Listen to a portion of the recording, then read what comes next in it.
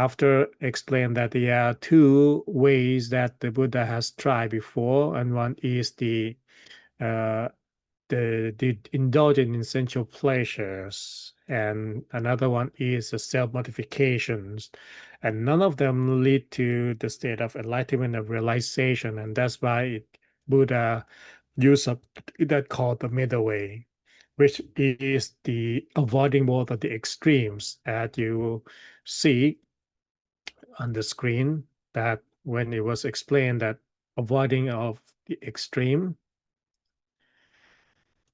Okay.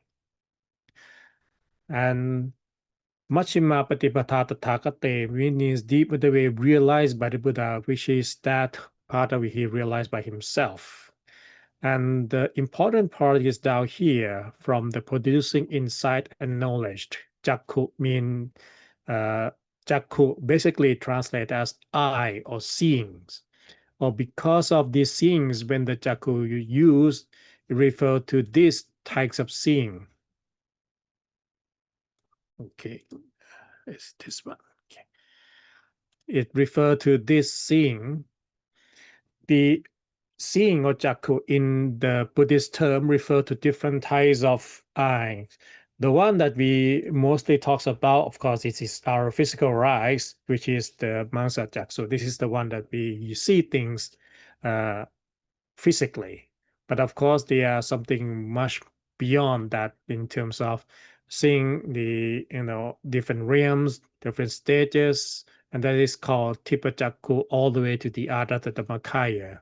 So the Jakku in this sense also refer to when the mind become more still, the mind become more refined, and the seeings now surpassing things that is physical all the way to deeper and deeper encompassing, as you see, that beyond beyond the physical into something more subtle, and all the way to seeing this eye. And because of seeing, it comes with as the so-called knowledge or jhana. And jhana in this stage also refer to what in the Buddhist term, this 8 9 aspect of insight knowledge.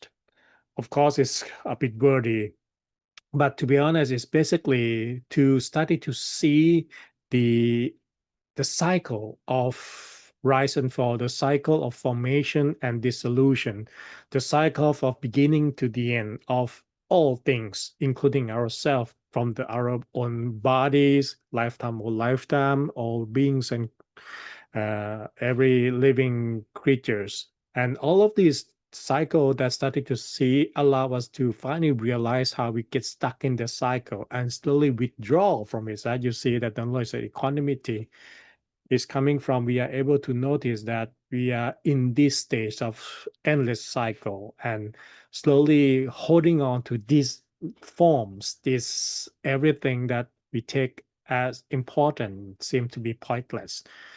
And as a result of that knowledge, the mind become even more withdrawable. And when the Jakku and insight knowledge combine, it's actually linked to this one, the word panya, which refer to wisdom. The word wisdom in Buddhism refer to the meaning of being able to see the beginning to the end of things. That actually means wisdom, not just I'm wise, I'm smart. Wisdom or wisdom in Buddhist term refer to being able to realize what happening, how it start and how it will end. That's actually mean wisdom. And in terms of Buddhism, the Buddha explained the 3 types of wisdom. The first one, of course, from study, which can also mean from reading, from listening, or from third-party knowledge, things that we have been observing through our physical senses. And we also, grow up using that. The second layer is Chintamaya Panya, is actually from reflection, logic, or thinking, which is actually coming from experiencing, from contemplation. And these two are still at the process of thinking, whether we just observing or reading books and analyze it. And these are the 2 types of way that we gain wisdom in our life mostly. When we talk about Pavanamaya Panya, which is something different, because the word Pavana means development or mental development. or what we are practicing as meditation. It comes from stillness of the mind until that clarity allow us to see what's inside, allow us to gain that wisdom from inside. And this actually ties of wisdom that we refer to inside knowledge that comes along with the things that much greater from the physical.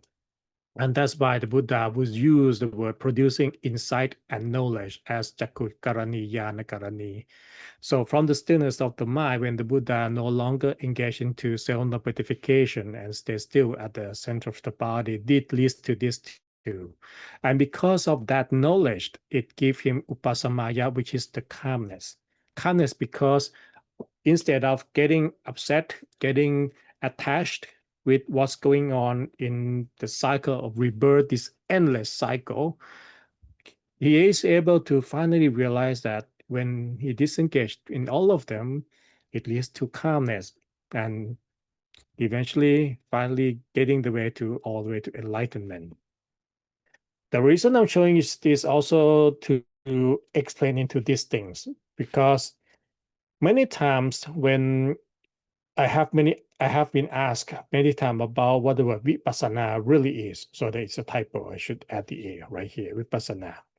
So vipassana, as so-called translate as insight, is also a school of meditation. And many times I was asked that what is actually means, what this insight really mean.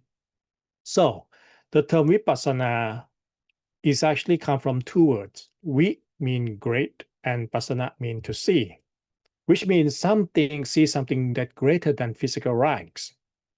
And that's why it's referred to the word insight in English, because it's something greater. But the word insight also in the Western and meaning is actually more like gaining some deeper knowledge. But because in the Buddhist term, it directly said the word to see. Now, the critical part is here. Since the insight knowledge coming from this nine knowledge that I was talking about, and a lot of time in the practice of meditation, when they use the contemplation to explain it. So let's say I contemplate on the idea that everything is impermanence, everything is not tangible, everything will come to the end one day. It's actually in the process of thinking and don't realize it. And there's a difference when the realization and thinking. I telling myself one thing, I try to believe in something. It comes from my own thinking. But bhavana actually come from realization when we realize it from the clarity of the mind. So this knowledge comes as a realization, not just by thinking of it. And that is why the concept of vipassana as insight coming from the mind become clear and still until the realization of these nine insight knowledge come to us, not just because I keep telling myself. And that is why the confusions are there, because vipassana as a method of meditation use the contemplation and reflection on these ideas. Doesn't mean that is wrong, because this is also a type of meditation method. But people confuse vipassana as the state of attainment from the method of meditation. So in order for us to reach that state of insight that come from that we get the realization, we have to reach this samatha, and that's where the tranquility is from. The great master Luang Pu Sot from Wat Pak Dam Temple, he also explained this very clearly, that all these stillness as the key to success, meaning that we let our mind come to settlement first. And when the mind settles still at the center, the clarity will allow the mind to be more refined. And when the mind becomes refined, now the Jakku, Yakarani, insight, and knowledge will come after as the clarity of mind started to develop. The clarity of the mind will accumulate. And that will lead to actually the real vipassana or the real insight as a realization that will come to us. So, and that will lead to apinyaya, which is another attainment of this supramundane knowledge from different types of hearings, the reading the mind, seeing past life of our existence, the past life of ourselves, all the way to the ability to relieve the defilements from our mind. So this is actually coming from this part, from the whole thing. You see, from insight to knowledge, all the way to this apinya that I showed before. It is one, and that is the direct knowledge, which is the 5 direct knowledge that was able to basically to see how all beings are able to be born, reborn, and come to the end in this cycle.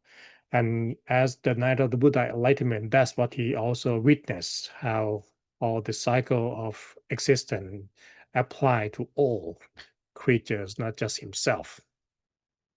And that's why the Buddha said, this is what I realized for me, how that the middle path leads to producing insight, knowledge,